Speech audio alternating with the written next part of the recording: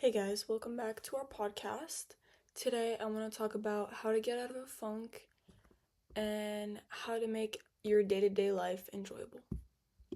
Okay, I think that when I'm in kind of like a funk, it can be like, for example, or unmotivated. It can be like, for example, out of school, or because I don't want to dance anymore. I'm just like, oh, this kind of got boring. I don't want to keep on doing this. Or like reading, I get in a lot of like unmotivated reading slumps. Hold on, let me change the lighting. I don't like. Is that better?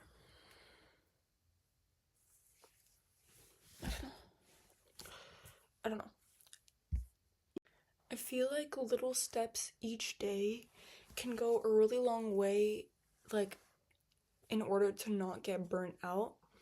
I feel like people who are, for example, this guy in my school, I feel like he is always in a rush to do something, in a rush to always like be doing academic stuff and always like on that grind. I feel like it never stops. I think for me, one of the most useful things is to just have a night to myself, like during the week, or I think on Sunday. On Sunday is the day that I reset everything, I clean my environment, because I think just doing things that make you feel like you again is the ultimate trick. I don't know what therapists are saying. I don't know any of that. I think that for me, the ultimate trick is to really just like go back to your roots, reflect, think about, oh, what did I like to do when I was younger? Was it like, I don't know, watching Barbie? Like, was it like, yeah, watching a specific show, or like playing with your stuffed animals, or like whatever it is. I think it's really important to just go back to your roots and reflect on that, because for me it makes me feel grounded and centered again and feel like I can finally breathe when I'm not caught in like all of this academic stress or like work stress or like all that. I feel like it's so important. It's so important to have a work-life balance, because it's like at the end of the day, I've already said this, I say this almost every episode, I think. Um, at the end of the day, like, you're on this earth for you, and you have to please yourself and always put yourself first before you can worry about anyone else. But yeah, I just think that like for example, doing little things, like it's really like the little things, like for example, asking your friends if they want to go like drink out, or for example, like seeing on TikTok or on Instagram. I think that what makes social media so cool is that you can interact with people from all over the globe on it, and that it's like you can connect with so many other people, and it's like it just makes your life better. I think also doing things like, for example, like just like little like mystical things, like for example, if there's a tunnel, you hold your breath. I don't know, maybe it was just kind of my family thing. I don't know. Or if you like going back to the playground where you were, or like I don't know if you guys know what I'm talking about, but you have like these carts, and then you can like ride around on them and like do that type of stuff. You can go on the trampoline again. Like, I think that is essential, and I feel like those are the small changes to your everyday life that is gonna make it like so much more enjoyable, and like they can honestly just improve your mental health so much, and it's gonna like strengthen each day when you build these type of habits. I really want to read that book called Atomic Habits. My brother's read it. He told me it was good. My dad's read it. they both told me it was good.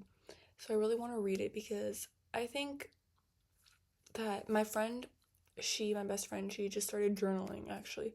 She journals on a daily basis, she told me. And she told me that it really helps her just like kind of get all of her emotions out from the day. And it it's just a really it's just kind of a form of self-care. And like now I feel like I finally understand why everyone is like, oh, you should journal when you're not feeling well, or just in general, because I think that if you get it as a habit, it's just like gonna be in your routine to like let all of your emotions out. And then once that's done, it's like you don't have to be in a rut. Like you don't have to feel stuck anymore because you've already let all that out, so you can move on to something else. I don't know if that makes sense, but I feel like in the summer I journaled every day for I think 30 days, and I felt, honestly, I'm not even gonna cap, like I genuinely felt so at peace. It was insane. Like I think that one action every day is so much better than like squeezing everything to the last minute. And I don't know, I feel like doing all of that stuff is really gonna like I don't know if the science is true, probably, behind like making your bed and doing all of these like other habits. I feel like also when it's too much, when it's like you have to make your bed and then after you have to like you run a tight schedule, like I feel like for me that's not the way. I know different people heal differently, and that like um sometimes it's just too overwhelming to have like all this like set in stone like schedule. Oh, you need to do this, like, you know what I mean? It's like I think that things that just make you feel like you again is like the best way ever. I also, for me, I love when I'm around like when I'm just helping people and I'm like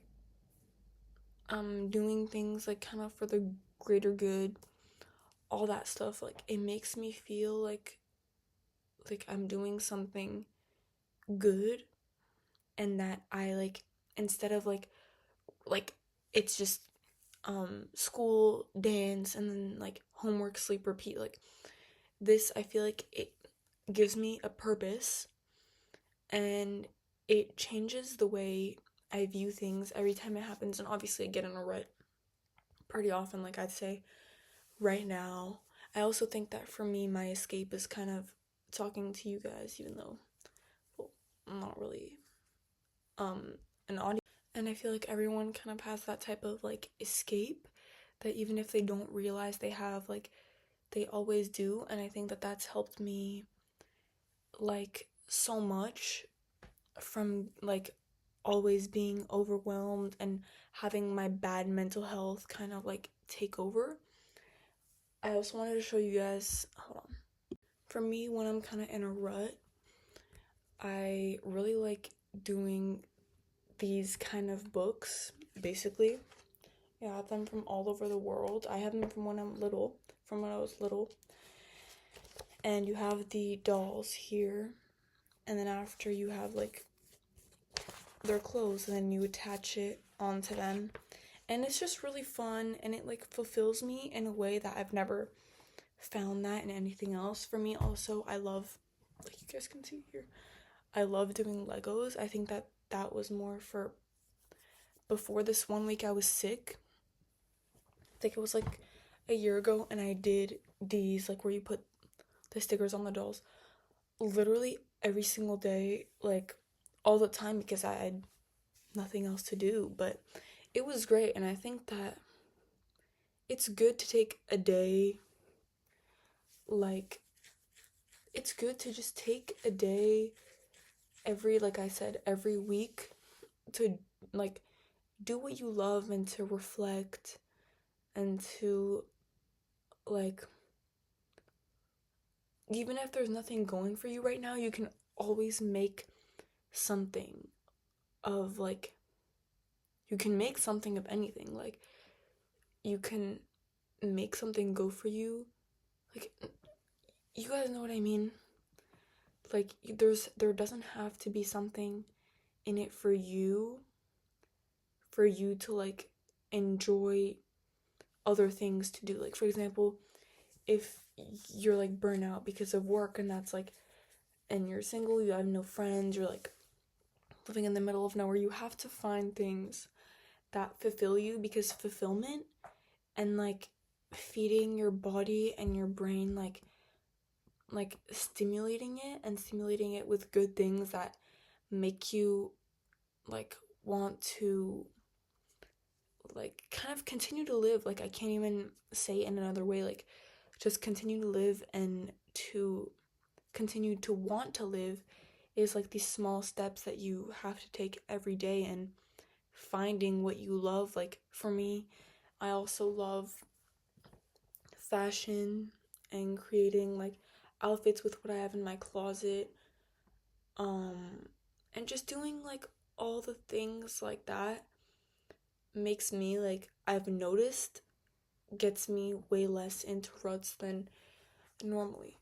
Because even if you do have so much going on in the moment, they're always like, for example, take away those 10 minutes that you spend scrolling on TikTok, like right before you go to bed, to reading a book, doing like your Lego, watching a movie that you love for 10 minutes. Like, it's really just all about perspective and how like you spend your time. And honestly, I could not be one to talk. I have an addiction to my phone, which is so bad. But anyway, but I just think that like there can, like, one can always do like so much more, because I feel like when, like, I already said this in another video, but I feel like when we are scrolling on our phones, like, the media that we're given isn't even things that we typically want to see and like to see, but we just watch it because it's enticing or it's dramatic or whatever, but we don't really want to see it, and it just makes us, I think, even more burnt out, because it's like, it's so tiring seeing all this all the time. Like, to me, that's one word that, like, I would say, like, describes this, like, all of this bad content that is, like, fed to you, is, like, just tiring at the end of the day. And I hate that I'm so addicted to it. I hate that I'm, like, fiending for it every morning when I wake up. Like, not literally, but, like, almost, you know? And I just think that, like, if we start integrating these things into our daily lives, then it can result in a lot of like more like substantial changes, bigger changes in our lives, like for the better. And since it's May, which is Mental Health Awareness Month, I want to bring even more awareness on like everything regarding the mental health sector, and like how much, I think, how when I started doing these things, like, I truly saw a change in my mental health. Not only that I felt like I was not getting as burnt out as usual, and I wasn't doing like, and I just felt like I was happier and more content in my daily life. I think that it had a really positive impact on my brain and like the function of my brain, and yeah, just like how it functions, because it's like you're not led to believe that you hate yourself all the time and that you want to off yourself. Like now it's teaching you to just be grateful for what you have, and that like even if we don't feel like we have a lot, or that a lot is going for us in the moment, or that we are like not pleasing anyone around us by being alive. It's not true. It's truly not true. And I feel like always need to take care of yourself first, and always need to build routines that can, doesn't even have to be a routine. It can just be whenever you're feeling down. I feel like that's when I do it, because I think I have like highs and lows. Maybe it's also a hormonal thing. I also feel like when a lot of people talk about mental health, it's just really stigmatized, which is just like a lot of people just trying to avoid the subject and try to not talk about it, and everything like that, because it's a harsh topic. Like, I can't even cap. Like, I think that it's like it's a reality check for a lot of people that they need help, and that they should seek help, and they're shameful. They like there's shame around the subject when obviously there shouldn't be. And a lot of people, like, personally I know, but like also that I felt like ashamed to tell anyone, or to seek help, or to do like any of this when I was in a funk, when I thought I was just in a rut, like, it would pass, but it never passed. And I think it doesn't, like, I feel like people just kind of call it like getting out of a funk or all that, even though it's like depression, or it's like people just call it that. And today I want to tell you that, like, these habits that I told you about, or not even habits, just these little things that like I do to help me, is not only during when I'm like stuck, and I feel stuck at one point in my life. It's just oh my gosh. It's just like also when I was depressed, I had to try and pull myself out of it. And I try to start with things like that, to kind of like, and I know it's so hard, but I try to, like, I had to, at some point, like, I realized that I had to pull myself out of it. Like, if not, I didn't know if there was gonna be like a going back at some point. And I think that someday it just clicked for me.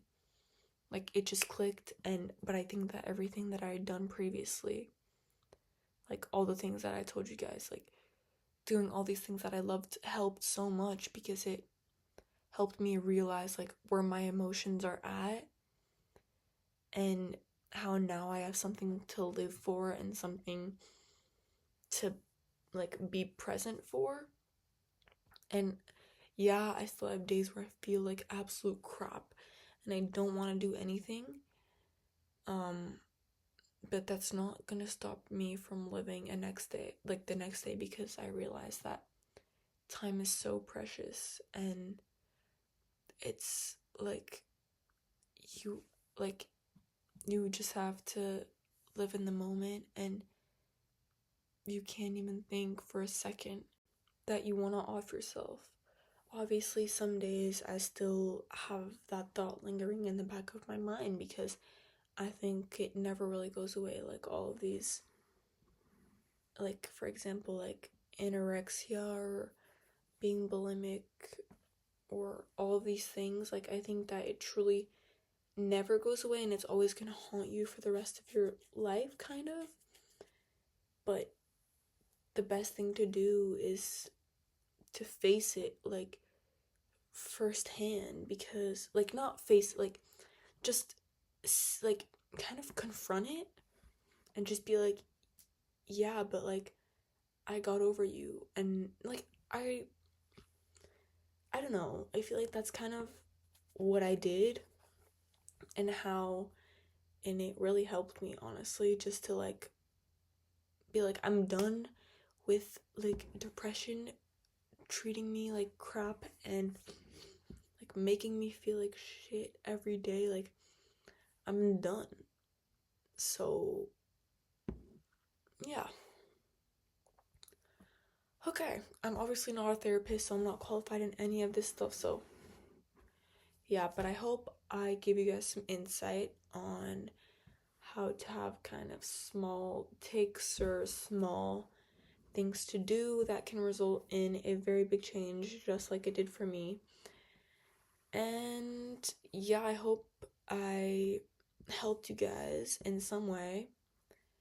And I really hope you guys enjoyed the video. So I'll see you guys in the next episode.